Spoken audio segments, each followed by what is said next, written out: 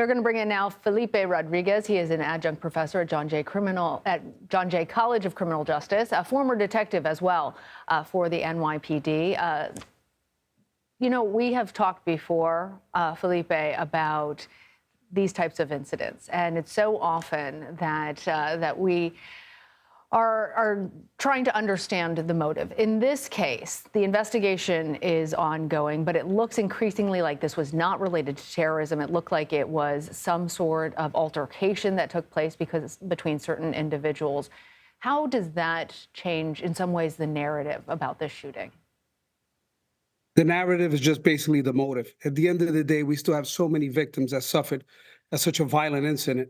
As a nation, we have to start thinking about how we're going to stop this pandemic of gun violence in our nation.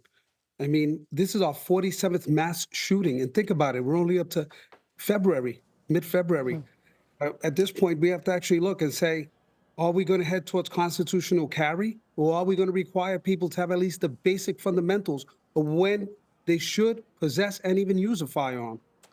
So what are the challenges now as this investigation is taking place? This investigation is a lengthy one. You got to remember, you have a huge active crime scene. And the biggest part, which we don't understand, is to properly charge someone under the eyes of the laws, we have to be able to define each one's actions. So it's a lot of video review, eyewitness, testimony that needs to be brought about.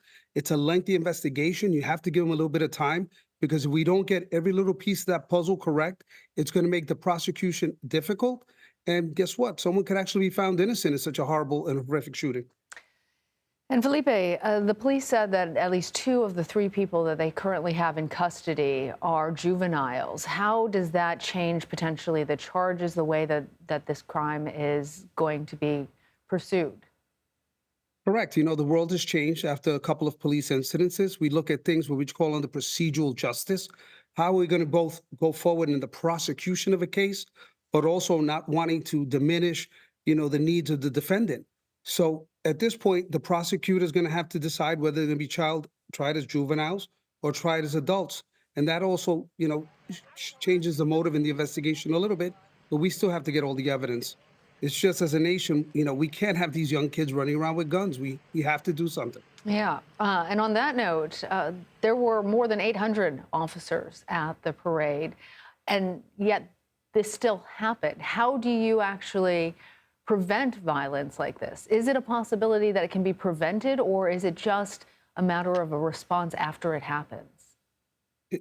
It's more of a sociological issue. We just have so many factors that have changed policing, especially after COVID. We see that, we're diminishing our officers.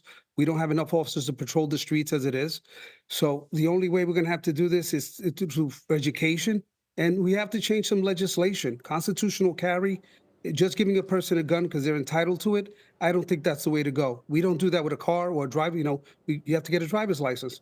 Basic fundamentals of firearms should be respected at all times. All right. Felipe Rodriguez, thank you.